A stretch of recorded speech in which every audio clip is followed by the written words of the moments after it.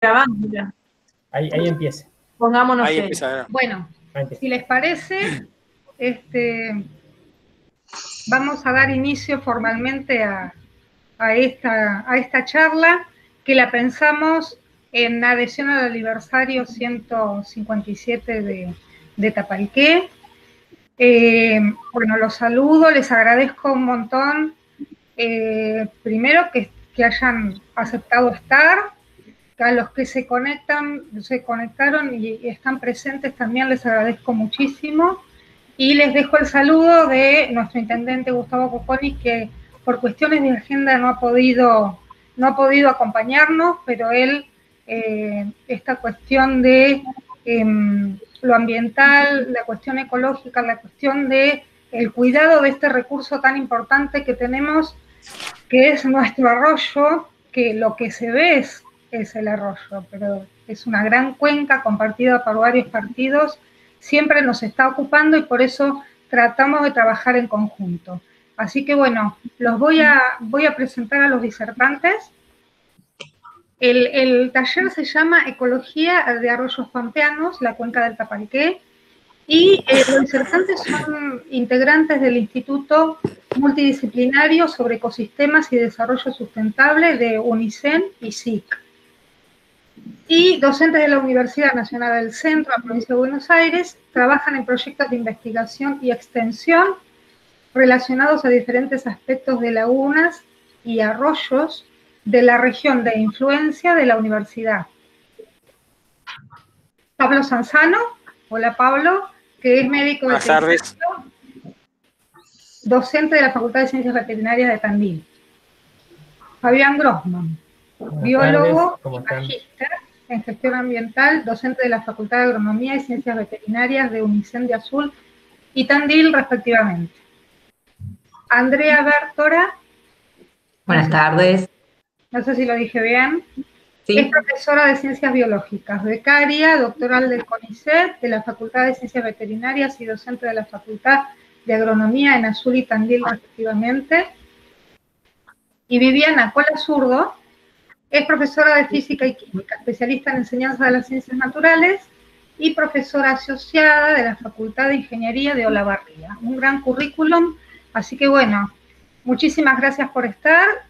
Y después, si van surgiendo preguntas, las van escribiendo en el chat y las vamos a ir después respondiendo. Bueno, muchísimas gracias. Atención. Perfecto. Vamos a empezar a compartir. Pablo comienza, ¿no? El burro adelante para que no se espante, decía mi abuela. Así que comienzo yo. ¿Sí?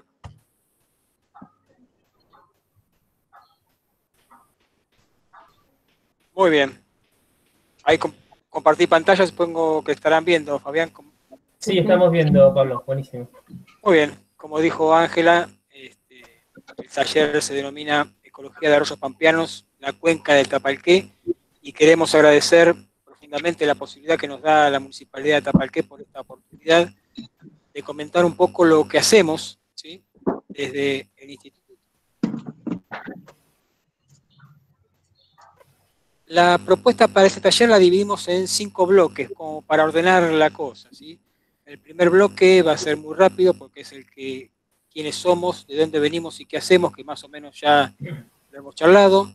El segundo bloque va a estar a cargo de Fabián, donde va a hablar de los arroyos, qué servicio nos prestan, digamos, qué hacemos con los arroyos y para qué nos sirven los arroyos, qué servicio nos prestan los arroyos. El tercer bloque va a estar a cargo de Andrea y es el cómo estudiamos los arroyos, ¿sí? Tenemos ahí, bueno, qué herramientas utilizamos para sacarle información a ese arroyo. El cuarto bloque va a estar a cargo de Viviana, con datos concretos sobre el arroyo Tapalqué. El quinto bloque, que es el más importante para nosotros, es el de intercambios, ¿sí?, donde nos conocemos, intercambiamos conocimientos, ideas, opiniones, y establecemos contactos para futuros trabajos. El quiénes somos, bueno, ya lo saben: Andrea Bertora, Fabián Grossman, Viviana Cola Zurdo y Pablo Sanzano. Como dijo Ángela, venimos de la Universidad Nacional del Centro, que ustedes saben tiene 3 sedes, Azul, Olavarría y Tandil. de las 3 sedes venimos, ¿sí? En diferentes facultades trabajamos, somos y tenemos diferentes profesiones, así que hacemos cosas diferentes. Y este instituto lo que tiene de fantástico y de mágico es que reúne a todas esas disciplinas y usamos los saberes del otro para entender una cosa tan compleja como es un ecosistema, ¿sí? Una profesión sola no alcanza para entender lo dinámico, lo complejo de un ecosistema. Entonces, afortunadamente tenemos la posibilidad en este instituto de aunarnos y compartir los saberes y de esa manera hacer las cosas y llegar a un resultado, ¿sí? Como dije, la primera parte va a estar a cargo de Fabián, que es los arroyos y los servicios que prestan. Grossman. Muchísimas gracias, Pablo. Buenas tardes para todos. Una aclaración en lo que es la palabra taller. En realidad vamos a poner el término taller a la parte de interacción en la quinta etapa, en el quinto eje que mencionó recién Pablo, pero caso contrario y en presencialidad, en condiciones de normalidad, por así llamarlo, lo que hacemos, seguramente esta charla hubiera sido a la orilla del arroyo, charlando, tomando muestreos, tomando algún tipo de dato físico-químico in situ, haciendo algún tipo de reconocimiento de plantas, de aves, alguna pesca experimental, algún análisis de tracto digestivo, que bueno, queda pendiente para una próxima oportunidad. Ojalá que el año que viene lo podamos concretar de esa manera. Lo que tenemos acá en pantalla es un mapa de la provincia de Buenos Aires, cómo se subdividen las distintas cuencas. Primero les puede llamar la atención que en la zona del noroeste no hay, en que en realidad son zonas con mucha heterogeneidad de precipitaciones, y son dos de las características principales que reúne la llanura pampeana. Una es esa divergencia entre lo que es años de seca y años de inundación, lo que se conoce técnicamente como déficit y excesos hídricos, que generan esta alternancia de secas e inundaciones a las cuales los organismos están biológicamente adaptados, para eso están acostumbrados a este tipo de situaciones, y a su vez tenemos que recordar que vivimos en lo que es la llanura pampeana. Más allá de la excepción de la Sierra de Tandil y el sistema de Bretaña, nuestra región es una región plana, es una región llana, donde predominan los procesos hidrológicos verticales, esto es evaporación e infiltración, por sobre lo que es el escurrimiento horizontal. El arroyo Tapalqué, volvete un cachito para atrás, Pablo, forma parte de lo que es la séptima región ahí, marcada en la región centro de la provincia de Buenos Aires, que es un sistema de distintos arroyos que tienen una dirección sudoeste-noreste, donde en forma paralela transcurren las Flores, Tapalqué, del Azul, de los Huesos, Chapaleofú, Langueyú y Tandiliofú. Todos ellos son arroyos que en el mapa de la derecha lo ven que no llegan hasta el mar. Y eso tiene que ver con lo que mencionaba recién. Ese proceso de infiltración y evaporación son los que predominan y hace que los cursos se vayan finalizando y nos quedamos sin arroyo, a no ser que artificialmente el hombre tome algún tipo de intervención. ¿Cómo es el caso del arroyo Tapalqué? Como dije recién, es uno que forma ese sistema de arroyos paralelos. Se origina en la región que nosotros llamamos de la Laguna de la Barrancosa, zona de estancia La Nutria, donde no está bien delimitado su cauce, sino es un cauce muy venoso, con muchos canales que en función de este proceso de déficit o excesos hídricos va tomando cada vez mayor caudal hasta que llega al puente Querandía ya con mayor presencia, donde logra 2,5 metros cúbicos por segundo. Hay una integración muy estrecha entre lo que es la fase superficial y la fase de aguas subterráneas o napas freáticas. La característica del arroyo Tapalqué es que atraviesa dos ciudades, la ciudad de Olavarría, con aproximadamente 120.000 habitantes, y Tapalqué, con 10.000 habitantes. Como dijo recién Ángela, atraviesa 4 partidos, lo cual complica en términos geopolíticos la organización de lo que se llama el Comité de Cuenca, que tendrían que intervenir Benito Juárez, Olavarría, Tapalqué y General Alvear. Pasamos a la siguiente, y vamos a ver que una longitud aproximada desde su origen hasta su finalización, en lo que es el canal Piñeiro, a unos 150 kilómetros aproximadamente del origen, a unos 20 aproximadamente de Tapalqué, donde toma una curva y se dirige por este canal hasta el arroyo Las Flores. Si no, naturalmente llegaría al arroyo Las Flores y tiene dos particularidades. Uno, que tiene un afluente que en realidad funciona como un canal aliviador, que es el canal 11. Cuando tenemos excesos hídricos, al canal 11 deriva aguas, al cual finalmente va a llegar también otro arroyo paralelo, como es el arroyo del Azul o del Calbulobu. Y a su vez tiene distintos arroyos efluentes, como son los que estoy mencionando ahí, San Jacinto, Hinojo, Nievas, todos sobre el margen derecho. El paisaje es bastante barrancoso. Estas son las distancias aproximadas. ¿Y por qué ponemos énfasis en las distancias? Pues son claves en los tipos de procesos metabólicos que ocurren en el arroyo. Así como una laguna, un lago, un charco, un ambiente léntico ocurre en el tiempo, en el caso de los arroyos con el agua que corre, esto ocurre en el espacio y provoca justamente esta modificación de la calidad de agua a medida que avanzamos. Estas son las distancias aproximadas que en total, desde origen hasta que llega al canal Piñeiro, estamos aproximadamente en los 150 kilómetros. Como dije recién, los procesos de seca e inundación provocan inundaciones, por ejemplo, como la que está marcada ahí en el Parque Mitre, en el Paseo de Olavarría. Eso es la altura donde llegó el agua. En la foto del medio se ve a lo lejos el puente, que es el mismo puente que está en la imagen de la izquierda. Y esto es la inundación del 80 registrada por todos nosotros, al menos lo que tenemos algunos años, que fue una de las más fuertes que al menos tenemos registro histórico. Pero no quiere decir que antes no hubo inundaciones. Acá en la foto a la derecha hay un cartel donde dice, por ejemplo, en la inundación del 19 se llevó un puente por delante, lo arrastró, el famoso puente de hierro de la Barría. Con esto es para marcar esta recurrencia de estos procesos de seca e inundación. Ahora bien, no es casual que Olavarría y Tapalqué estén ubicadas a las orillas del arroyo. Pues esto tiene que ver con distintos usos que hacemos nosotros en los ambientes acuáticos en general. Uno, por ejemplo, es precisamente tomar agua para consumo humano, tomar agua para nuestro ganado, para nuestras distintas actividades agropecuarias, y a su vez también lo que tiene que ver con la devolución que le hacemos por estar viviendo cerca del arroyo, por hacer actividades antrópicas cercanas al arroyo, le devolvemos efluentes cloacales, efluentes pluviales, efluentes agrícolas, efluentes industriales y modificamos la calidad del agua. Lo usamos también con distintas funciones, como por ejemplo recreación, que vamos a hacer un poquito de énfasis, con todo el potencial que tiene como capital natural la presencia de este arroyo Tapalqué. Pasamos ahora a la siguiente y vamos a ver que este tipo de actividades antrópicas que hacemos las personas sobre los distintos cuerpos de agua genera modificación o alteración, que es lo que llamamos como contaminación. Contaminación física, contaminación química, contaminación biológica. Hay distintos tipos en función justamente de qué tipo de efluente sea el que esté predominando o qué tipo de acción o proceso o fenómeno que se ve en la imagen de la cuenca.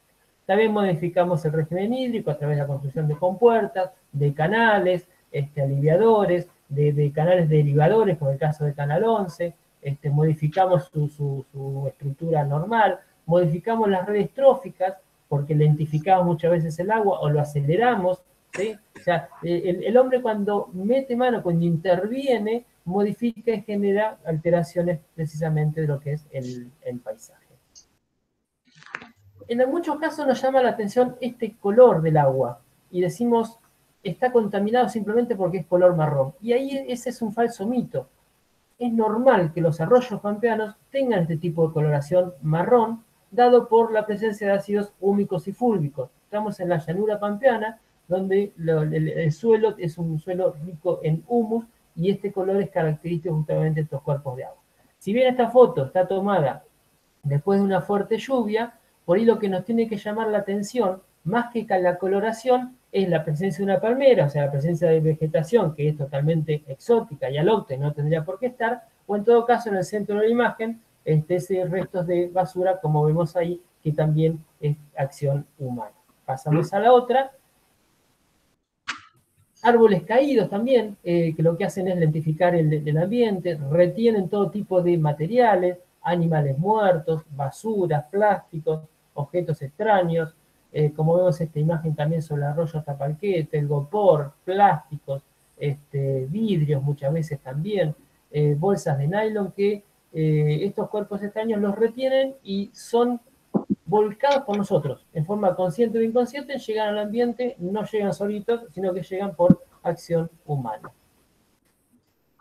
No sé, para los que conocen Olavarría, esto que se conoce como Parque Norte, y pueden decir, qué lindo lo podemos decir. Sí, qué lindo para estar, para pasearlo, y obviamente para tomar sol, como está haciendo esa gente en las orillas del arroyo. Pero eso es una alteración que hacemos sobre el ambiente, pero son esas limitaciones o permisos que nos tomamos, ese tipo de intervenciones, algunas son más drásticas, otras son menos, como para poder disfrutarlo, porque tampoco sería que sea un cuerpo de agua que pase sin mirarlo, tenemos que tomar pertenencia, tenemos que tener identidad. Es más, en el caso de Tapalqué, de la ciudad de Tapalqué, el arroyo le está dando nombre a la ciudad y creo que tiene que ver justamente con la propia identidad local.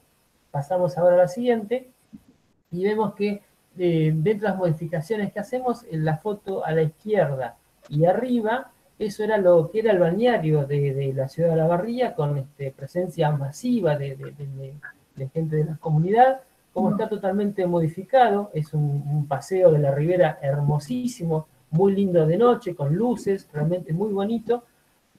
A la derecha y arriba vemos como también hay un paseo un poco más asilvestrado, por así llamarlo, pero si miramos la pared, es una pared contenedora de piedra, de roca, para que no se desborde, para que no se caiga el borde, ¿no? Abajo vemos dos tipos de compuertas que generan justamente modificaciones del ambiente. La de abajo a la izquierda se puede abrir, se puede volcar y hacer que el cauce pase, y la otra funciona más que nada como vertedero, generando un ambiente del otro lado, a modo de dique, y el agua cuando sobrepasa cierto caudal, cae y genera movimiento. Bien. La gente también realiza otro tipo de actividades, como puede ser la pesca. Las pescas de especies locales, como son la tarira, el bagre, mojarras, o de especies exóticas ya presentes e instaladas en todo lo que es prácticamente del Río Negro hacia el norte, como es el caso de la carpa. Incluso muchas veces la sociedad se organiza como Carfish en Olavarría para la pesca de esta especie. Pasamos también a la otra, y vemos que hay otros tipos de actividades también que hacen uso de las aguas del arroyo Tapalqué, como puede ser el kayakismo, también organizado socialmente a través del Kayak Fishing Olavarría, donde hacen travesías ahí de 20 kilómetros, del puente Querandíes hasta Parque Sur, de Olavarría a Tapalqué, dependiendo justamente las ganas de remar y el tiempo disponible. Pasamos a la otra y vemos también los avistajes, son otras actividades también que nos habilita la presencia de un arroyo en nuestra cercanía. Tenemos una garcita, unos patos maiceros, y ahí marcado en el sitio que está medio lejos la imagen, a un maca grande, que no nos llama la atención, que algunos tienen un régimen omnívoro, otros son predadores al acecho, son ictiófagos, ¿sí? O sea, tienen que ver con los cuerpos de agua en forma directa. Otras acciones también que realizamos, bueno, hay que tener en cuenta que se trata de un ambiente que era utilizado antes por los pueblos originarios, donde hay distintos procesos que nos llevan a la presencia de estos pueblos originarios, como también el registro paleontológico. Generalmente son registros paleontológicos cercanos, no más de 5.000, 10.000 años. Esta está una foto de un gliptodonte sobre la ribera de Tapalqué, y actualmente hoy están levantando un gliptodonte en lo que es el Salto de Piedra también, ahí en la altura de Tapalqué, aguas arriba de la ciudad. Bien. El paisaje a mí me atrae, o sea, por ahí otra persona está pensando en un paisaje más cercano a lo que es el arroyo o un río cordillerano, donde las aguas son más transparentes. A mí me gusta el arroyo, me gusta el Salto de Piedra, me gusta andar en kayak por el arroyo, disfrutar los paisajes, que son también parte de los bienes y servicios que nos puede brindar. También lo usamos para balneario. Antiguamente, como dije recién, Olavarría tenía uno. Sobre la cuenca, sobre el arroyo Nievas, también hay un balneario vigente, y las imágenes de la derecha pertenecen precisamente a la ciudad de Tapalqué.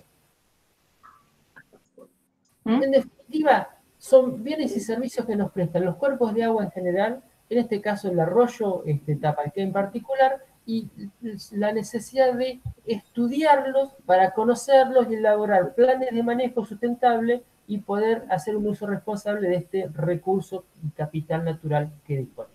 Gracias. Bueno, ahora les voy a pasar a comentar un poco acerca de cómo estudiamos los arroyos pampeanos. En realidad existen distintas formas, metodologías, depende del objetivo que uno persiga con ella. Yo en realidad en este taller voy a hacer alusión a lo que como grupo de trabajo normalmente hacemos en un arroyo para evaluar su condición ambiental, su condición ecológica. Para ello lo que hacemos es evaluar tanto lo que es la calidad del agua, la estructura del hábitat, la condición de la vegetación de las riberas y puntualmente, bueno, las comunidades de peces. Ahora voy a pasar a explicar un poco cada uno para que se vaya como entendiendo la idea. Cuando hablamos de calidad de agua, en realidad siempre es un término relativo al uso que se le quiera dar a esa agua. Digamos, teóricamente son el conjunto de características físicas, químicas y biológicas que debe tener un agua para un determinado fin, en el sentido de que no van a ser las mismas características y los requerimientos que tenga un agua, por ejemplo, que se utilice para un balneario de forma recreativa, a si la comparamos, por ejemplo, con un agua que vaya a ser consumida por nosotros. Nosotros en los arroyos, bueno, medimos diferentes variables, como nombramos ahí algunas en color negro.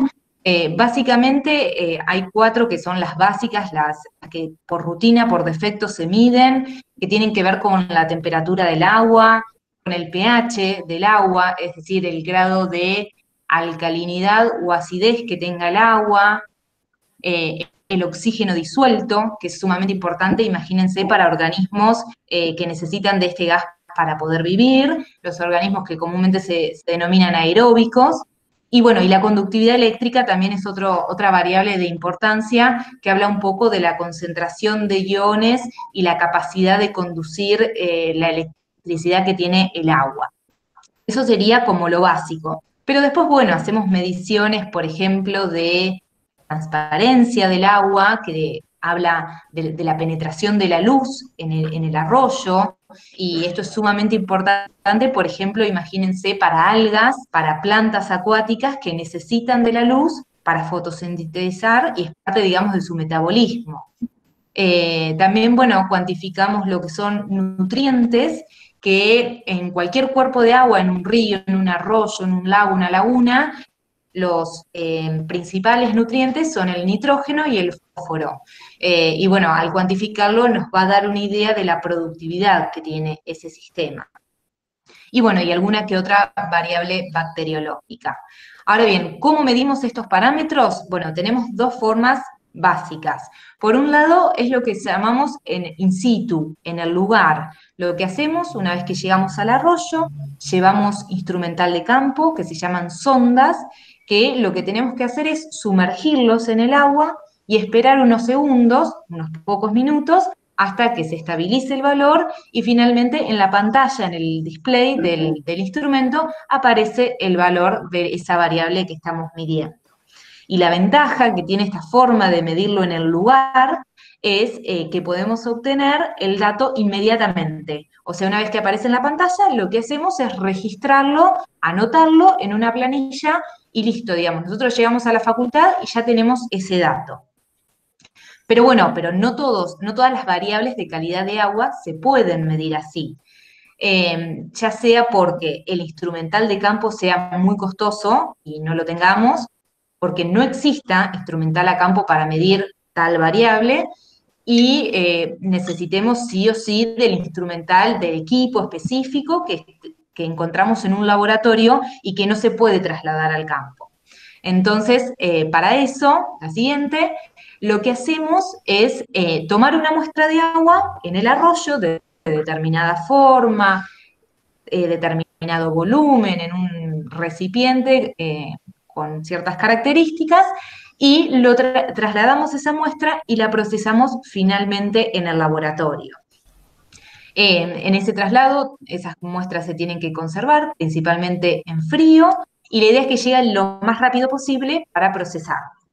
Y en el laboratorio lo que se lleva a cabo son protocolos estandarizados, están estandarizados a nivel mundial, existe un consenso en esto, y la idea es que en el laboratorio está el equipo necesario para hacerlo, las sustancias que hay que agregarle a esa muestra para determinar esa variable, para medirla, y el personal capacitado que puede hacer eso, que podemos ser nosotros o puede ser un tercero. Y bueno, y después se lleva a cabo como si fuese una receta, un paso a paso, partiendo de la muestra, se le van agregando, se le van esperando ciertos tiempos, y bueno, hasta que finalmente tenemos el dato de esa variable. Por ejemplo, podemos saber la concentración de fósforo total o de nitrato que tenía esa muestra que colectamos, por ejemplo, en el arroyo Tapalqué. La siguiente. De esto, en realidad, yo les hablo de generalidades y luego Viviana puntualmente les va a hablar de datos concretos del arroyo.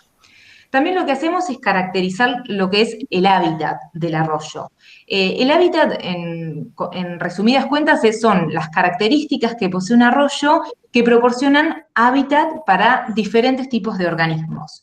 Y la idea es que cuanto más diversas sean estas características, más heterogéneas, vamos a esperar una mayor riqueza y una mayor diversidad de organismos.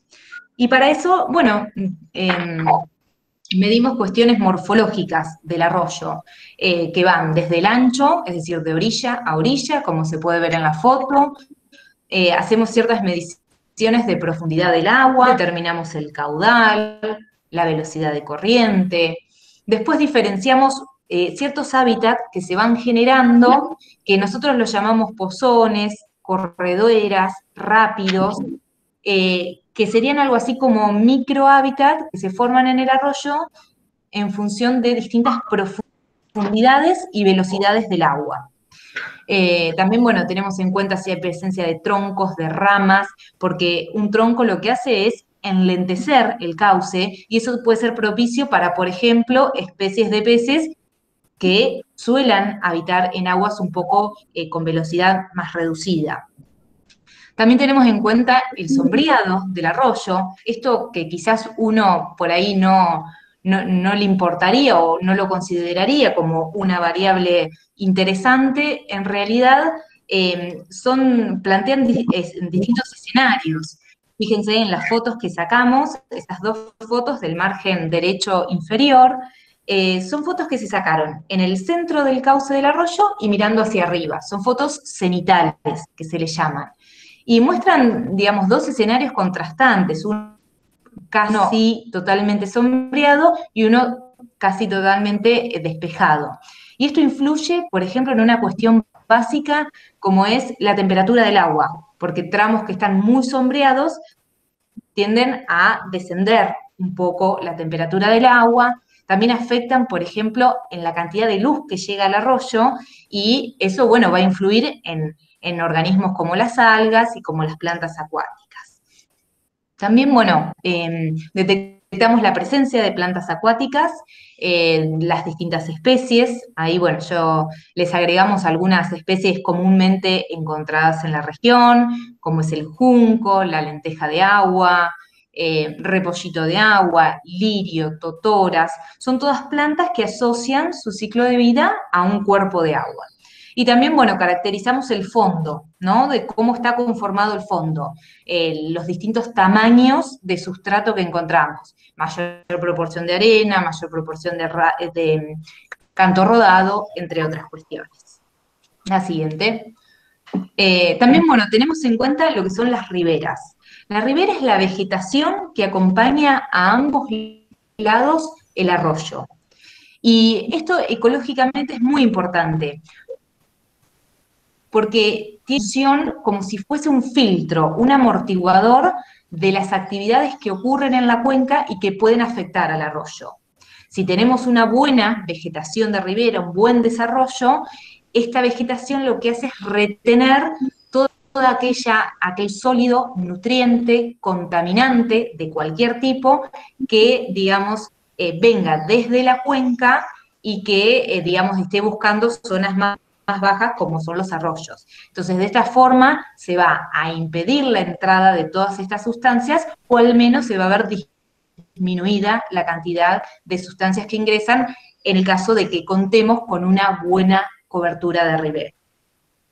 Y para eso, bueno, determinamos su ancho, vemos cómo está conformada, si hay más árboles, si hay más arbustos, si hay más herbáceas. Vemos también cómo están los márgenes, fíjense las fotos esas del centro, si están estables o no tanto, si hay ingresos de animales. Los animales perturban drásticamente las riberas a través del pisoteo, del movimiento, o otras alteraciones, por ejemplo, una canalización, que lo que hace es rectificar el cauce del arroyo. La siguiente. Y por último, lo que hacemos es caracterizar la comunidad de peces. Para eso pescamos con diferentes redes y artes de pesca. Usamos, por ejemplo, una red de arrastre, que como ven tiene 2 alas y una bolsa central, y que, como su nombre lo dice, arrastramos ciertos tramos del arroyo entre 2 personas, y lo que hacemos es como ir orientando y capturando en la bolsa los peces que se encuentren en esa región. También utilizamos trasmayo, que el trasmayo, quizás algunos lo conocen, en realidad son 3 paños de redes. Las redes externas tienen una apertura de malla mayor respecto a la interna, y una vez instalado el trasmayo que atraviesa el arroyo, si un pez se topa con este trasmayo, es quedar embolsado, como se puede ver ahí en la figura. Normalmente el trasmayo nosotros lo instalamos a la tardecita y lo dejamos actuar toda una noche. Se calcula más o menos 12 horas de actividad. También utilizamos trampas artesanales y trampas que están construidas por redes y, bueno, tienen una estructura metálica. Estas trampas, bueno, permiten la captura, por ejemplo, en el caso de las de plástico, de peces de tamaño reducido y que suelen andar por las orillas. Una vez que capturamos, que hacemos la captura, la pesca de los peces, lo que hacemos es identificarlos a nivel específico, es decir, vemos a qué especie pertenece esos ejemplares. Sería algo así como ponerle el nombre y el apellido del ejemplar. Y para eso es sumamente importante tener un bagaje de cuáles son las especies que nos podemos llegar a encontrar en estos arroyos. Acá, bueno, les presentamos algunas de las especies. Normalmente en lo que es el centro de la región pampeana encontramos un máximo de 18 especies aproximadamente, naturalmente, con presencia por ahí de algunas especies que no son tan típicas del lugar. Y bueno, solo para comentarles, algunas de las especies son bagres. Hay 2 especies de bagres comúnmente, el bagre cantor, el bagre sapo. También tenemos la carpa, que la carpa en realidad es una especie exótica, no es propia de nuestra región, y que, bueno, que tiene un carácter invasivo y que está dominando las aguas de diferentes cuerpos de agua. También solemos encontrar la anguila criolla, chata, o también conocida como chanchita. Tenemos también unas especies muy chiquitas que se llaman orilleros o madresas. Las clásicas mojarras, que, bueno, normalmente son 3 especies diferentes, que tienen algunas diferencias mínimas. También tenemos presencia de lo que es tachuela, limpiafondos, coridoras también se llama, que es muy habitual que se usen en las peceras. El dientudo, presencia de zabalitos también, y tenemos 2 especies de viejas, que, bueno, estas viejas normalmente no son conocidos por los pescadores porque no suelen tomar los anzuelos, pero bueno, son especies típicas de la región pampeana. Y una vez que, bueno, que las identificamos, lo que hacemos es ver cuántos ejemplares hay de cada especie, pesar cada ejemplar, medir su largo, ver si son machos, si son hembras. A veces nos podemos dar cuenta externamente sin abrir el pescado, y otras veces necesariamente los tenemos que abrir para ver si tienen ovarios o testículos.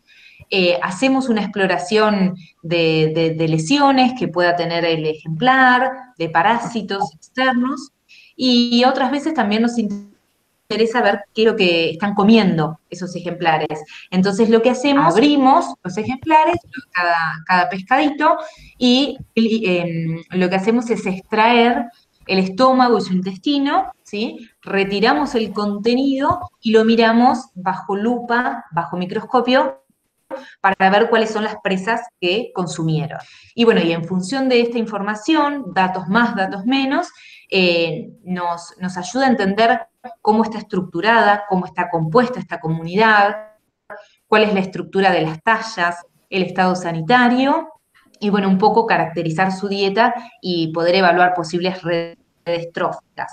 Todo esto tendiente a conocer la condición ambiental de nuestros arroyos pampeanos. Bueno, mi querido arroyo Tapalqué, al igual que Fabián, coincido, a mí me gusta el arroyo, me parece un buen pulmón verde para la ciudad, nos ofrece un hermoso paisaje, y desde que nací que vivo frente al arroyo, ¿sí? Así que lo he disfrutado mucho, también lo he padecido, ¿sí? Con la inundación, que nos azotó bastante con las 2 inundaciones, pero bueno, seguimos acá. Justo el otro día, cuando estaba preparando la charla, me apareció en las redes una foto de Olavarría del Ayer, del año 70, ¿sí? Quizá estoy yo en ese arroyo que aprendimos a nadar, en el arroyo. En esa época estaba habilitado el uso recreativo en Olavarría. Actualmente no está habilitado, no está permitido bañarse, si bien la gente se baña, pero bueno, oficialmente no está permitido el baño. Sí, en Tapalqué, y bueno, después voy a retomar estas cuestiones de la calidad para uso recreacional. Yo me estoy dedicando a calidad de aguas desde el año 93, que empezamos con un proyecto de investigación y con una beca de investigación. El proyecto era estudiar la calidad físico-química y bacteriológica del arroyo Tapalqué en la ciudad de Olavarría. Así que desde ese año siempre han surgido proyectos de investigación, trabajos de beca de alumnos relacionados con calidad de aguas, firmas de convenio con la municipalidad, con la cooperativa eléctrica que tiene el servicio del agua en la ciudad, o sea que desde ese año que estamos juntando datos físico-químicos y datos bacteriológicos en la ciudad de Olavarría. Y en el año 2017 se creó un observatorio de calidad de agua del arroyo Tapalqué, y ahora abrimos el juego porque participa de este observatorio, además de la Facultad de Ingeniería, la Municipalidad de Olavarría, la Municipalidad de Tapalqué, Ángela ha sido la intermediaria, y también participó el INTA. Y en un principio, cuando se firmó este observatorio, que el objetivo de este observatorio es mantener un diagnóstico, ¿sí?, de las características del arroyo en el tiempo, independientemente del gobierno de turno, como que sea un observatorio que perdure, ¿sí?, con actores de la facultad y de la municipalidad. Y en un principio, cuando se creó este observatorio, invitamos a la OPDS, ¿sí?, al Organismo Provincial de Desarrollo Sustentable. Que la verdad que nos pusimos muy contentos en un comienzo, porque ellos se ofrecieron, el objetivo era, el plan que habíamos acordado era hacer muestreos estacionales, ¿sí? Entonces, la gente del OPDS se ofreció a venir a tomar las muestras, llevarse las muestras a La Plata, ¿sí?, y hacer un montón de análisis, muchas más determinaciones de las que podemos hacer nosotros, ¿sí? Es así que en un primer momento, el primer muestreo, vinieron ellos a tomar las muestras, se llevaron se llevaron las muestras, hicieron un montón de determinaciones, pero bueno, la alegría nos duró poco porque después se cortó, problemas económicos, en realidad nunca estuvo muy claro por qué, pero bueno, seguimos nosotros haciendo lo que hemos hecho.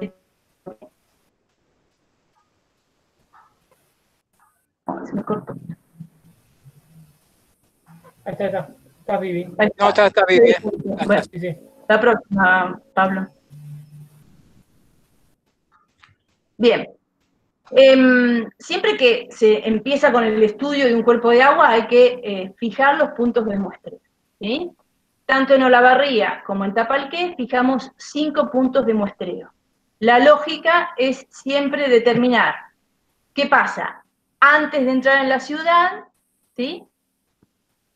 En su paso por la ciudad y después que abandona la ciudad, ¿sí? Después que abandona la ciudad, tanto en Olavarría como en Tapalqué, la planta depuradora de líquidos cloacales vuelca sus efluentes en el arroyo. Así que es importante estudiar la calidad del recurso después de este vuelco, ¿sí? Y ver cómo se recupera este recurso. Bien, la próxima parte. Bueno, esto ya lo dijo, ya lo explicó bien Andrea. Estas fotos de las mediciones que se hacen in situ fueron el primer muestreo, la gente de la OPDS, ¿sí? Midiendo transparencia y oxígeno disuelto.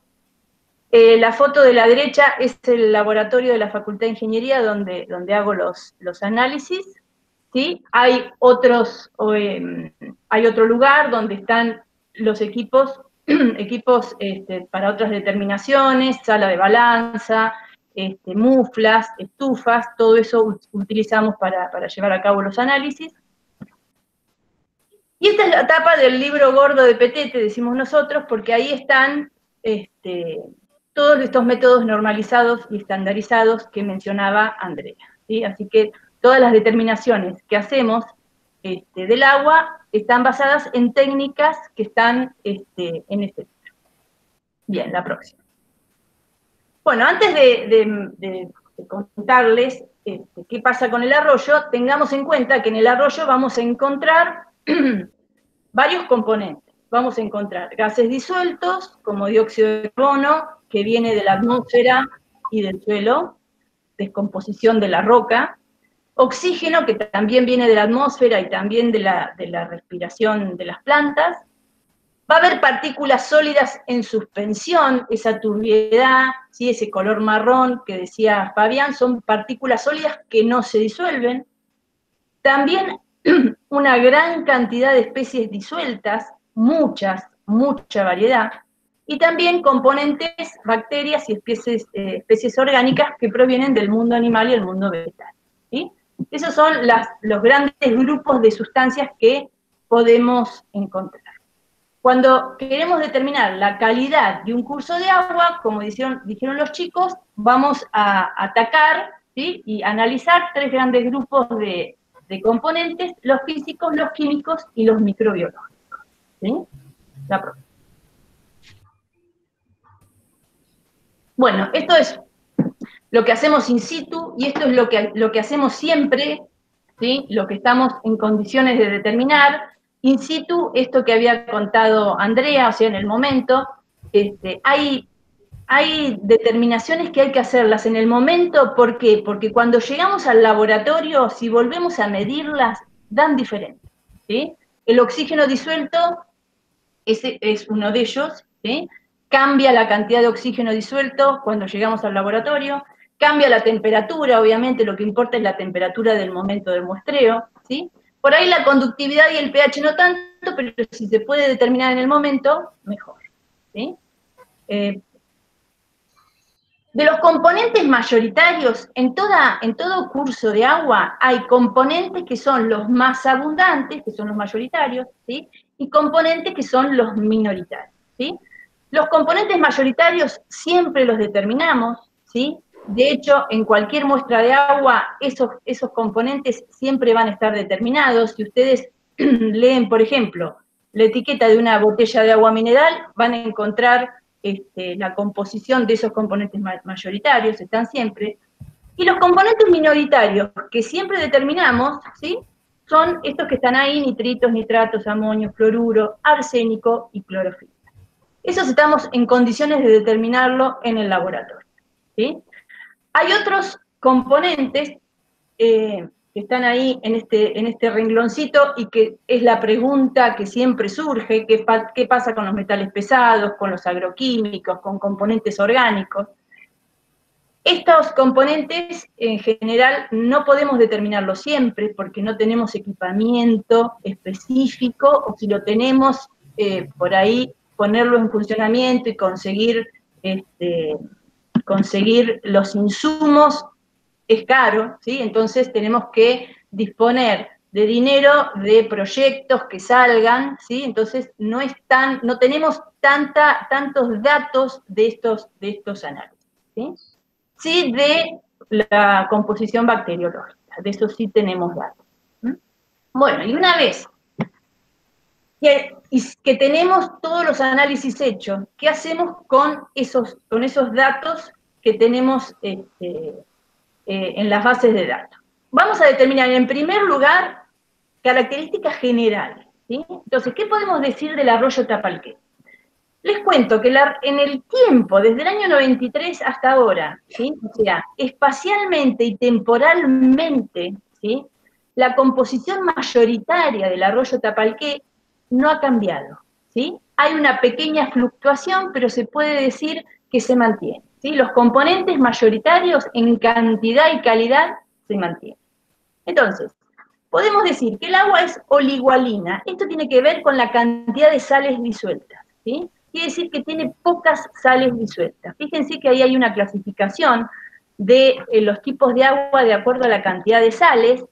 Va desde oligoalina o no salinas, como es el agua del arroyo Tapalqué, hasta las salmueras, lo que pasa con el agua de mar. El agua de mar se caracteriza porque tiene un montón de sales, ¿sí? Entonces, de acuerdo a la cantidad de sales, eso que dice ahí son los sólidos totales disueltos. ¿Qué cantidad de sales disueltas tiene? En miligramos por litro, ¿sí? Eso es igual. ¿Qué más podemos decir? Si nosotros comparamos las cantidades de esos componentes mayoritarios, ¿sí? Decimos que el agua del arroyo Tapalqué es bicarbonatada sódica. ¿Qué quiere decir eso? Si hacemos un gráfico, fíjense que acá hay un gráfico, cada raya de color corresponde a un lugar de muestreo diferente, ¿sí? Y lo que tenemos ahí graficado son las cantidades de esos componentes mayoritarios. Fíjense que todas las rectas coinciden en que tienen hay dos picos, ¿sí? Característicos. Un pico en el sodio y un pico en el bicarbonato. ¿Qué quiere decir? Que de todos los componentes que tiene el agua, los más abundantes son el sodio y el bicarbonato. Hay aguas que no se comportan así, entonces en lugar de ser bicarbonatadas sódicas serán cloruradas cálcicas, ¿sí? Depende la historia del agua. Fundamentalmente depende de qué. Y bueno, el agua cuando va corriendo va disolviendo minerales, dependen del tipo de minerales que va encontrando, ¿sí? en su recorrido. Sí. Es levemente alcalina, tiene un pH aproximadamente de 8. El pH cambia con la temperatura. Cuando hace mucho calor y la temperatura del agua sube, el pH sube también, ¿sí? Porque eso depende de la disolución del dióxido de carbono, ¿sí? Cuando se disuelve el dióxido de carbono, que se disuelve más cuando la temperatura es baja, el pH baja, ¿sí? Cuando la temperatura es elevada, la cantidad de dióxido de carbono disminuye y por eso que el pH aumenta. ¿Sí? Es un agua dura, ¿sí? La dureza del agua, ustedes en Tapalqué deben tener el mismo problema nuestro, ¿sí? Son aguas duras porque la dureza del agua depende de la cantidad de calcio y magnesio que hay disuelta, ¿sí? Fíjense que ahí tienen una clasificación, ¿sí? Tenemos un agua bastante dura del arroyo. ¿Cuándo es importante, en qué cosas incide la dureza del agua? Si se va a usar esta agua para uso industrial, ¿sí? El tema es que produce el sarro, el bendito sarro. Entonces, industrialmente se producen incrustaciones, ¿sí? las cañerías se llenan de sarro, ¿sí? Hay un mayor uso energético porque, bueno, necesitamos más energía para calentar esos circuitos que están con sarro, ¿sí? Ese sería el mayor inconveniente de un agua dura, ¿sí? Y el agua del arroyo se la clasifica como mesotrófica o eutrófica. Esto tiene que ver, el grado de eutroficación de un agua tiene que ver con, por ahí es más visible en las lagunas verdes, ¿sí? Con mucha alga flotando, esas lagunas que se caracterizan por su alto grado de eutroficación, que se produce porque cuando a un cuerpo de agua llegan nutrientes, ¿sí? Nitrógeno, fósforo, esos nutrientes hacen que el fitoplancton aumenta la cantidad de algas, ¿sí? Al aumentar la cantidad de algas, ¿qué sucede? No pasa la luz, ¿sí? Y al no pasar la luz, las plantas que están sumergidas no pueden fotosintetizar. Entonces, hay menor producción de oxígeno, mueren los peces, mueren las plantas, ¿sí? Entonces, empieza a haber una descomposición anaeróbica del recurso, ¿sí? Y empiezan a formarse barros, se desprenden gases, hay olores, ¿sí? ¿Qué pasa a lo largo del arroyo? ¿Dónde es más factible encontrar un poco mayor grado de eutroficación? Cerca de las descargas de las plantas depuradoras, ¿sí? Porque ahí hay más nutrientes, más fósforo, más detergentes, ¿sí? Que contribuyen a la eutroficación del lugar. Sí, la próxima. Bueno, esto, mostrame el grafiquito. Esto no los quiero asustar con este gráfico, este estudio de isótopos del agua del arroyo se hizo hace poquito, gracias a que tenemos una investigadora del CONICET, cuyo director en Mar del Plata trabaja con isótopos, ¿sí? Y lo que estudian es la composición de hidrógeno 2 y oxígeno 18 que tiene el agua. Esos son dos isótopos, uno del hidrógeno y otro del oxígeno. Si se acuerdan algo de química, el hidrógeno más común es el hidrógeno 1, Pablo, no te acordás nada. Y el oxígeno, naturaleza es el oxígeno 16. Pero de todos los átomos de hidrógeno que hay en la naturaleza y de todos los átomos de oxígeno, algunos son de hidrógeno 2 y unos poquitos también son de hidrógeno 18. Entonces, si se cuantifica esa cantidad de isótopos que hay en el agua, podemos establecer y comparar aguas. Entonces, esto permitió asegurar, ¿qué cosa? Que el agua del arroyo Tapalqué proviene del agua subterránea, ¿sí? El agua subterránea alimenta, se dice que los hidrogeólogos dicen, el arroyo tiene un comportamiento ganador, ¿sí? Se carga con agua subterránea, aparte de agua de escorrentina. Y esa agua subterránea, ¿con qué se nutre? De agua de lluvia, ¿sí? Todo ese conjunto de puntos que ven ahí, ¿sí? Están queriendo decir que las aguas son parecidas, porque tienen la misma composición isotópica. El agua de lluvia, el agua subterránea y el agua del arroyo, ¿sí? Después, el arroyo cuando corre va arrastrando otros componentes, obviamente por disolución o por escorrentina. Bien. ¿La que sí? Bueno, ya hablaron los chicos de los distintos usos que se le puede dar al agua, ¿sí? Y cuando queremos evaluar la aptitud para los diferentes usos, ¿cómo procedemos? Por ejemplo, si queremos ver la próxima, Pablo,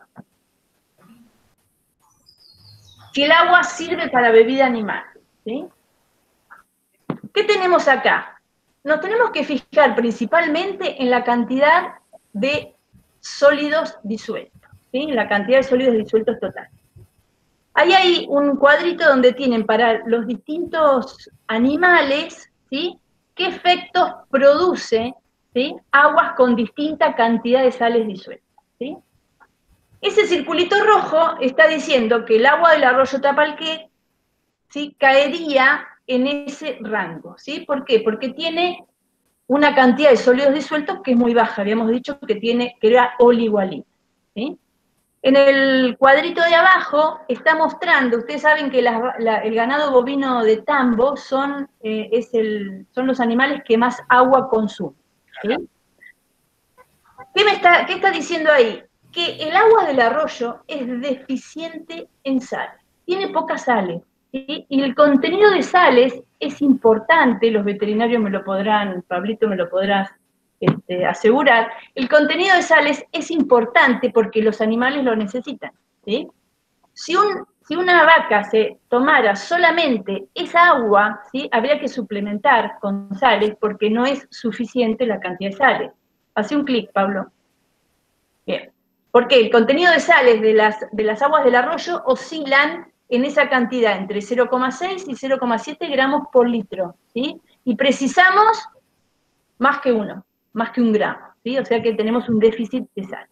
Obviamente que esto no es el único criterio a tener en cuenta, hacete otro clic, ¿sí? Tenemos que ver el contenido bacteriológico, ¿sí? Que también los afecta, el contenido de flúor, ¿sí? El contenido de arsénico.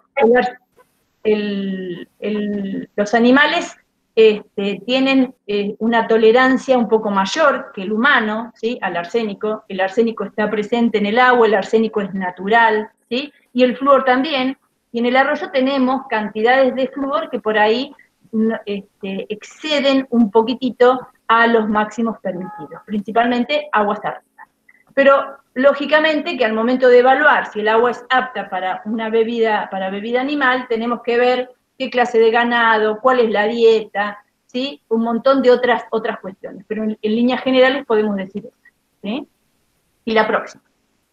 Si queremos ver si un agua es de calidad para riego, ¿sí? El agua puede afectar a un cultivo directa o indirectamente, ¿sí? ¿Por qué?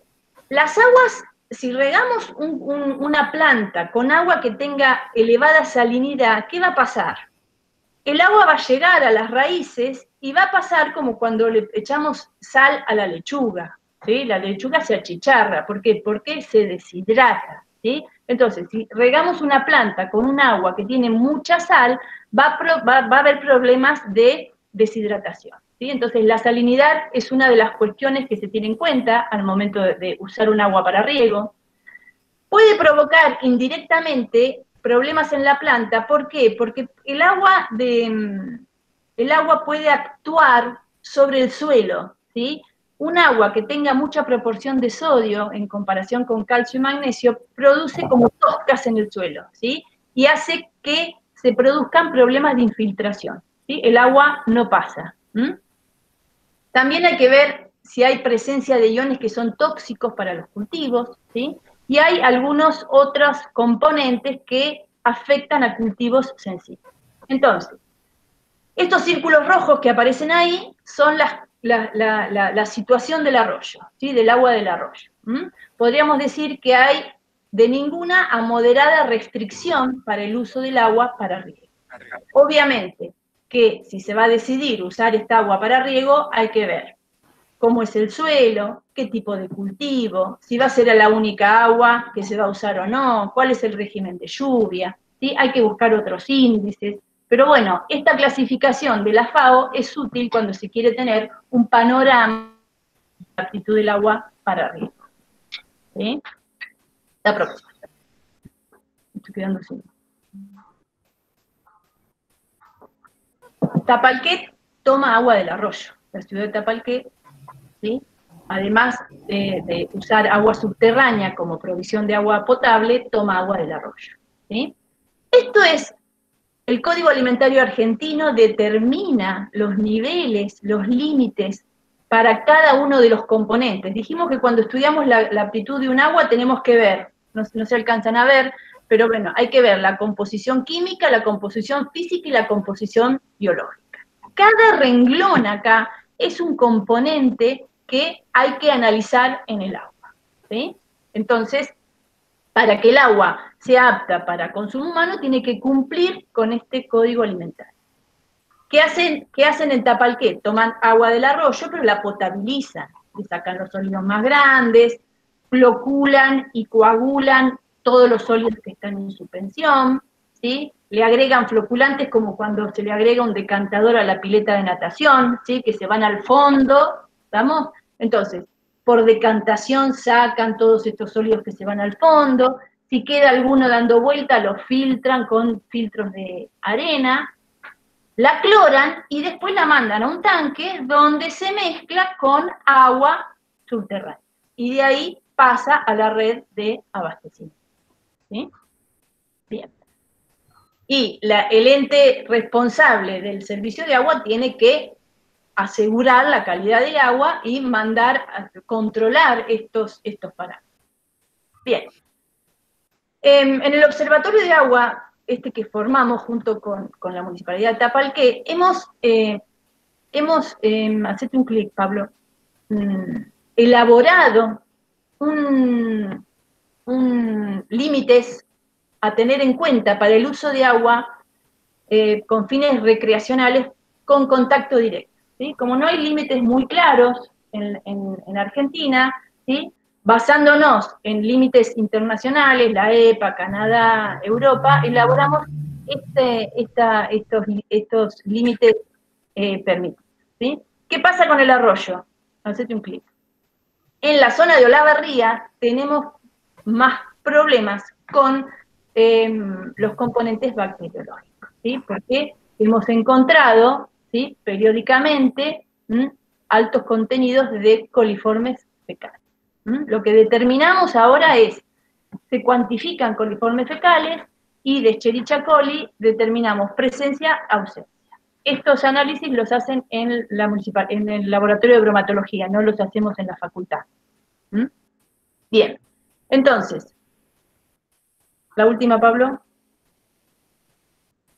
¿Qué estamos haciendo ahora? ¿Sí? A principio de este año se aprobó una beca de la facultad donde propusimos, junto con una bióloga que trabaja en la facultad, especialista en microbiología, evaluar la calidad microbiológica del agua del arroyo, ¿sí?, analizando el contenido de otras bacterias, principalmente cuantificar coliformes termotolerantes y enterococos fecales, ¿sí?, para ver si esto nos da un indicio de cuál es el origen de la contaminación con materia fecal, si es origen humano o si es origen animal, como para tener otra mayor precisión al respecto, ¿sí? Porque en Olavarría, digamos, no está permitido bañarse desde hace unos cuantos años, principalmente por la presencia de bacterias. Así que en eso estamos, con el tema de la pandemia se atrasó, empezamos la semana que viene con un muestreo intensivo, 5 semanas seguidas vamos a muestrear en 2 puntos de la ciudad donde es más factible y donde se usó históricamente el arroyo como bañera. Así que en eso estamos, la semana que viene empezamos, después les contaré en otro momento cómo sigue el asunto. Bueno, bien, muchas gracias. Bueno, muchísimas gracias. Ahora viene el quinto bloque. Hola. Está mi marido acá, que está escuchando de atrás, y dice, ¿y en Tapalqué no se pueden bañar? No lo dije. Gracias por la pregunta. Porque el tema es que los análisis bacteriológicos en Tapalqué dan bien, ¿sí? No tienen mayormente problemas, ¿sí? Evidentemente el arroyo en su recorrido se depura, tiene un proceso de autodepuración importante, ¿sí? Por eso que llega bien. Bien. ¿Las muestras de Olavarría son aguas arriba de Estudiantes o aguas abajo? Las dos que vamos a hacer una va a ser en Estudiantes, ¿sí?, y otra va a ser aguas arriba, que son los 2 puntos donde nos dan mayor contenido de bacterias. Veremos. ¿Qué pasa? Bien, ¿alguien tiene alguna pregunta? ¿Cuál es la duda, colega?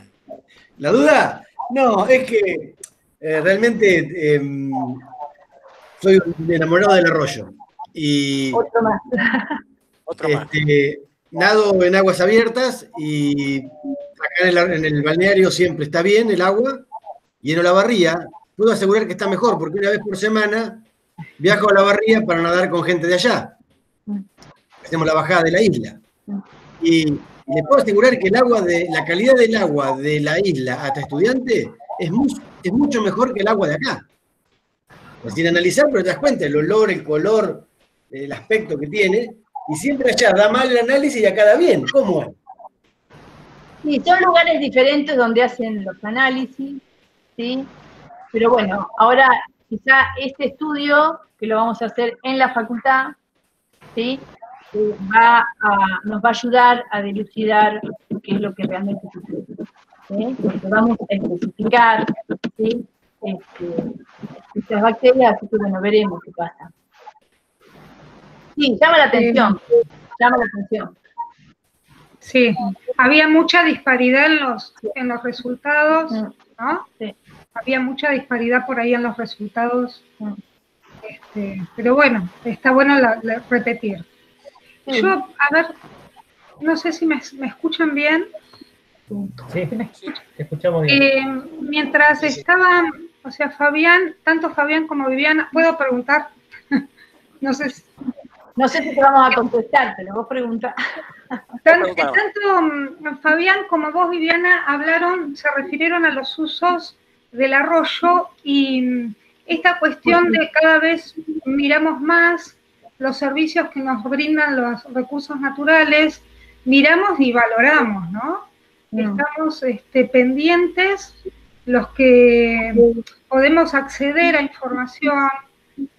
Sabemos que la naturaleza nos ofrece servicios que son importantes para mantenernos vivos, nosotros y todos los seres vivos. Entonces, esta cuestión de qué manera protegemos este recurso natural, que para Tapalqué es muy importante, para el partido de Tapalqué es muy importante, porque ya vimos, es un recurso valioso, nos da el nombre, bueno, pero las decisiones en cuanto a qué hacer, ¿no? Para adaptarnos, para mitigar toda esta cuestión del cambio climático, de los gases, para preservarlo, que no se deteriore ese equilibrio.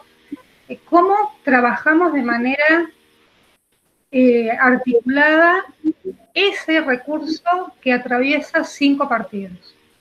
Esa es una cosa que me está... Porque bueno, con la Borría pudimos hacer este estudio, pero no pudimos, o sea, convocamos a los demás, convocamos a General Alvear y no podemos, no hemos podido llegar a eso, tampoco los otros 2 partidos que faltan, o sea, me parece que es importante este tipo de encuentros para decir, bueno, ese recurso lo tenemos que preservar. Entonces, bueno, ¿cómo hacemos? Esa es la pregunta. ¿Cómo hacemos? La constitución de este observatorio, como se denomina, que en realidad un poco reemplaza lo que es el Comité de Cuenca, creo que puede tener una salida, o incluso yo sumaría más actores sociales, sumaría, por ejemplo, la sociedad rural de los distintos partidos para que promuevan a que sus asociados no realicen agricultura hasta el borde de la laguna, sino bien, como decía Andrea, dejen 5 metros de ribera, que limiten el acceso de ganado al arroyo, porque genera todo tipo de erosión, más allá de contaminación puntual también, que puede ser también excesiva. Y después la otra parte es trabajar sobre lo que es educación ambiental.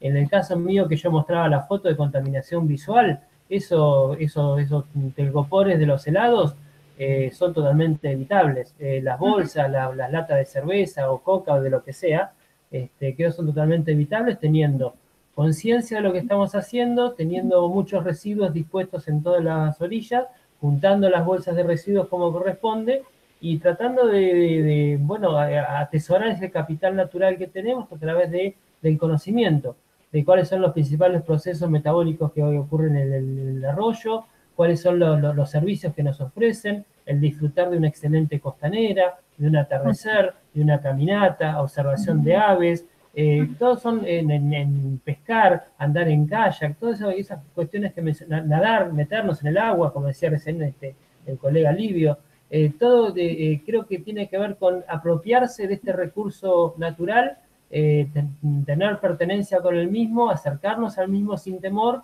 y bueno, disfrutarlo, creo que pasa por ahí. Y a ese comité de Cuenca, que a veces políticamente es difícil juntarlo, como debería juntarse a través de distintos municipios, bueno, el observatorio puede ser una entidad tal vez no regulada, no reconocida legalmente, pero con peso suficientemente social como para establecer ciertas pautas de acción sobre el arroyo o la cuenca del Tamalqué. Gracias, Fabián. Vos sabés que acá lo veo a Matías Rubino. Matías es, nombraste asociación civil y bueno, tenemos acá Matías Rubino, es el club de pesca, no sé si sos el presidente o no, porque eso no me acuerdo. Si querés decir toda tu acción, Sí, Matías, sí, la verdad estás habilitado, tenés. No, bueno, la verdad que nosotros valoramos mucho el recurso, tratamos de cuidarlo, de concientizar a la gente de que cuide el lugar, que vaya a pescar, que se divierta, que pase un día lindo.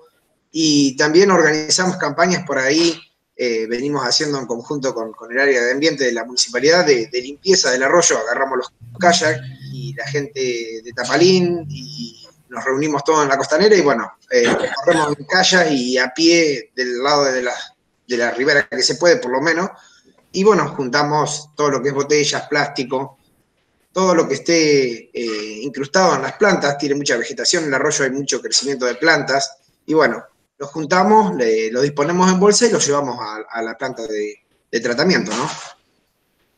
Yo digo, cuántas cosas se podrían enseñar en los colegios a partir de la, ¿no? Cuántos temas, cuántos conceptos, la verdad que hay tantas posibilidades, ¿sí? Bueno, el tema es la decisión política, la decisión personal, la decisión desde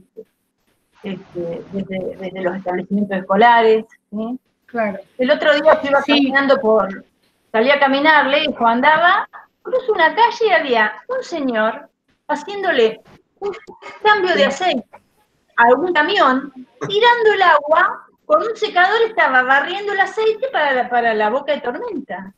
Y yo pasé, hice unos pasos y me volví y le digo, señor, ¿qué está haciendo? Eso va al arroyo. ¡Ah! Me dice, se hizo atado, obviamente, ¿no? Pero bueno, tenemos esas cosas. Sí. Sí, bueno. Otra de las cosas también a tener en cuenta es que, bueno, yo trabajo en APSA, que es la empresa que provee de agua a la ciudad. Y bueno, un gran porcentaje del agua que se consume en el pueblo es tomada del arroyo. En el caso de Tapalqué, un porcentaje es una mezcla de agua subterránea y superficial. Pero bueno, tenemos el caso de Alvear, que debido a la composición del agua subterránea, solamente se proveen de agua superficial, que es del mismo arroyo, que bueno, como comentaban hoy anteriormente, es el arroyo Tapalqué, que tiene un canal derivador, que es el canal Piñeiro, y bueno, la totalidad del agua que consume Alvear es procesada desde el arroyo, ¿no? O sea, toda la comunidad de Alvear está consumiendo el agua que provee el arroyo. Claro. Si yo fuera parte de la comunidad de Alvear, exigiría la constitución del Comité de Cuenca y estaría mirando muy atento qué hace Tapalqué, claro, qué hace Olavarría, qué hace Benito Juárez, porque estoy en la cuenta baja, eso sí. Sí, exacto.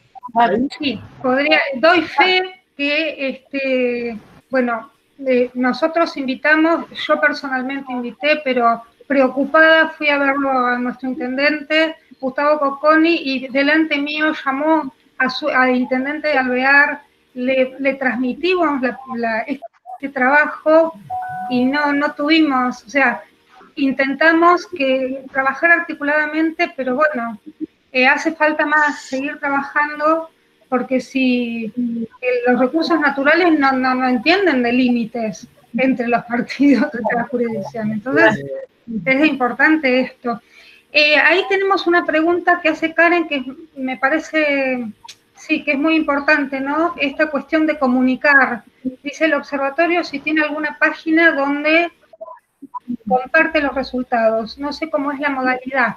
Nosotros hemos hecho ya 2 informes completos. La municipalidad se lo entregamos a la municipalidad nosotros. Y los ha publicado en una página de la municipalidad. Están disponibles ahí. Bien. Bueno, sí. Otra pregunta. Aprovechando que está Matías, que es de AUSA, y el tema de de la problemática que se plantea todos los años, que hay que abrir la compuerta un día a la semana porque Alvear se queda sin agua.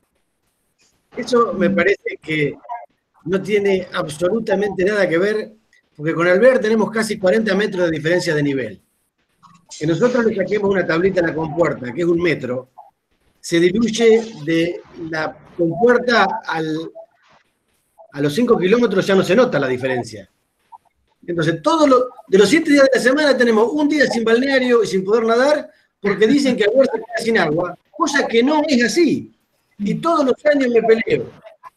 Empiezo con el guardavidas, sigo con el cuidador, sigo con el corralón municipal. Y es física elemental. Así que acá tenemos una física y química. Que por favor le explique los principios de la hidráulica. Que en 40 kilómetros, donde bajamos 40 metros de nivel, 1 metro no implica nada.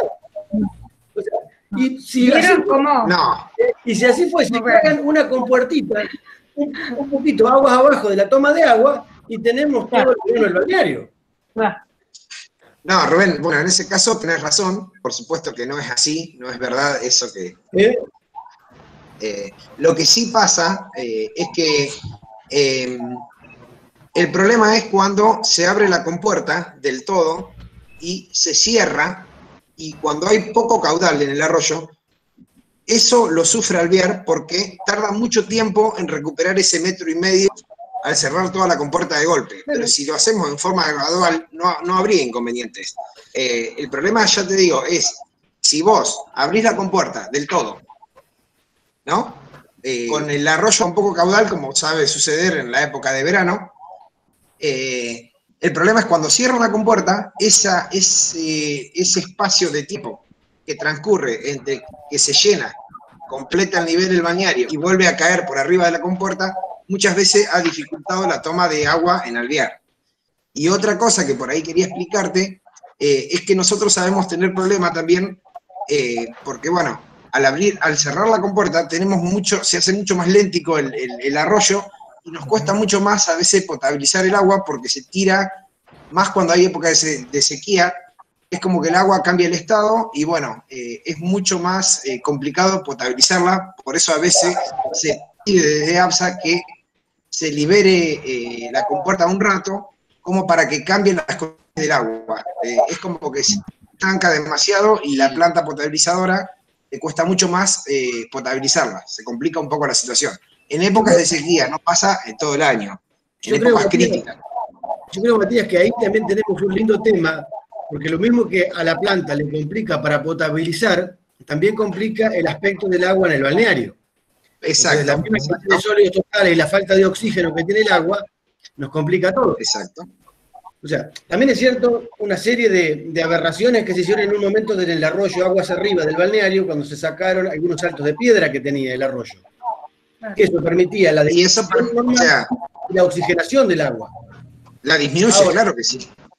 Yo pregunto, ¿hay factibilidad de, artificialmente tratar de revertir algo de ese problema con algún sistema que haga las veces de decantación del agua y que además algo que la movilice para oxigenarla?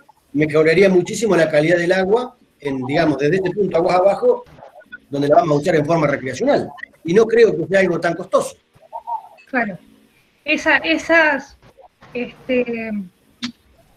diríamos, tecnologías que se pueden ir adaptando con las visiones de las personas que viven en el lugar, son todas valorables.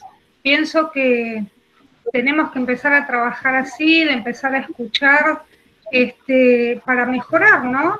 ¿Cómo hacemos para incorporar tal o cual tecnología que por ahí es muy sencilla y mejoraría desde muchos puntos de vista? Bueno, Rubén defiende lo que a él le gusta, que es nadar, el otro quizá pescar. Entonces creo que es importante unas decisiones que se hagan en el territorio. ¿Sí? Eso me parece muy, muy importante. Bueno, no sé si alguien tiene alguna otra pregunta. Es muy interesante, la verdad que me encanta. Hay una pregunta, Ángela. Fabricio, que hace una pregunta. Sí, yo quisiera preguntar como docente, ¿cómo podemos acceder a material de ustedes, que la verdad que la información que nos han brindado la considero re valiosa, y para los próximos años que se vienen, por supuesto que más. Para empezar a concientizar, ¿no?, en las escuelas secundarias, qué material, digamos, podemos acceder a la investigación del observatorio. Bueno, Karen preguntó algo, pero para poder llevar ese material a la escuela, a mí me encantaría, por la temática menos. Sí, bueno, no sé quién responde, pero hay muchísimo material para acercarte. Creo que como Instituto de Ecosistemas hemos abordado esta problemática que vemos que muchas veces que el acceso al conocimiento es limitado y está el conocimiento ahí a 2 cuadras de tu casa. Así que hemos trabajado muchísimo lo que es divulgación, difusión, con textos bien dirigidos con ese que después te los acercamos a través de Ángela, o te invitamos a compartir por ahí la página de Ecosistemas, o hay mucho material elaborado para hacer propuestas didácticas en aula, recorriendo el arroyo. De hecho, las aplicamos acá en el Arroyo del Azul, en Tandil, en Olavarría. Hay muchas cosas por hacerse, con cosas muy sencillas. Sí, nosotros desde el área ambiental estamos trabajando en la parte educativa en residuos, pero bueno, tratamos de ampliar un poco la temática, así que nos comprometemos a centralizar toda la información del arroyo en el área ambiental, en la parte educativa, y bueno, y está a disposición como otro tipo, porque la educación ambiental es fundamental. A medida que iban contando, yo me iba imaginando, yo no estoy más en el secundario, pero me iba imaginando todas las materias dadas desde el arroyo, ¿sí? Todo, física, química, lo social, todo desde el arroyo. Biología. Biología. Todo, biología, por supuesto, sí. Roque, si querés te damos para que puedas preguntar. Tenías una pregunta. Sí, buenas tardes. Mira, yo quería hacer una pregunta. Yo soy deportista de la pesca y también me ocupo como ustedes. Vos sabés que salimos en familia a limpiar el arroyo y nos preocupa mucho la salud. Yo nací acá hace 67 años y me preocupa muchísimo la disminución de la fauna. Es notable la disminución de la fauna. No sé si es debido a la inserción de las carpas y otras especies nuevas que han desaparecido, las tarariras, los bagres, los dentudos. Y tuve la fortuna de estar en Alemania hace unos años de visita y vi cómo se preocupan de poblar los cursos de agua de la fauna autóctona. Entonces, favoreciendo un comentario para favorecer un poco a la salud del arroyo y también a la actividad deportiva del arroyo, que sería la pesca. ¿Qué influencia podría tener reinsertar fauna en estos lugares de desarrollo vitícolas, analizados por supuesto por técnicos, para poder poblar de nuevo estas aguas con la fauna que era la tradicional, ¿no? La autóctona? Bueno, respondo yo si quieren, pero de metido nomás, ¿sí? Pues los 4 podemos responder. En realidad la reintroducción de especies hay que ver primero si la capacidad de carga del lugar, hay que ver si sin querer o con las mejores intenciones de favorecer la cantidad de tarariras o de bagres que cuando uno era chico iba a pescar al arroyo Tabarqué, ahora están más limitados. Capaz que estamos introduciendo otra especie u otra variedad u otra población y estamos haciendo bacanas. A veces el mejor precepto para conservar es cuanto menos mano metamos en la naturaleza, mejor. Las carpas son organismos exóticos, invasores, como bien lo dijo Andrea, como recién lo dijimos, vinieron para quedarse. Es imposible atentar contra las carpas. Realizar siembras de bagres o tarariras o dientudos no justifica en absoluto. Tal vez estemos alimentando garzas y estemos alimentando otras especies en sí. La carpa tampoco es culpable. De hecho, ahí mostré en la filmina mía, está el carp fishing, Olavarría, y hay muchos adeptos a las carpas. Si ustedes tenemos más o menos la misma edad o una edad parecida, cuando nosotros íbamos a pescar, no había carpas, no existía. Empezó a propagarse recién acá en la región pampeana en la década del 80, y a partir de ahí hizo una explosión demográfica colonizando casi todas las cuencas del Río Negro para acá, de todas las cuencas del país. Pero de vuelta, la carpa no cruzó el océano nadando, sino que la trajimos nosotros con fines ornamentales, con fines estéticos, por lo que sea, y ahora la carpa está presente y modificando el funcionamiento del sistema. ¿De qué forma lo modifica? De forma directa, a través del consumo de huevos. Si encuentra un desove de bagre lo va a hacer, si encuentra un desove de mojarra lo va a hacer, modificando, incrementando la presencia de sedimento en agua, porque tiene ese hábito de ir removiendo sedimento, incrementa la turbidez, y al incrementar la turbidez ingresa menor luz al ambiente, las plantas no pueden hacer fotosíntesis y se modifica de una forma u otra. Aparte son animales que logran gran porte, por eso son tan buscados por la pesca deportiva. La otra vez pescaron de 8 kilos, 10 kilos, y ya no nos sorprende esa noticia.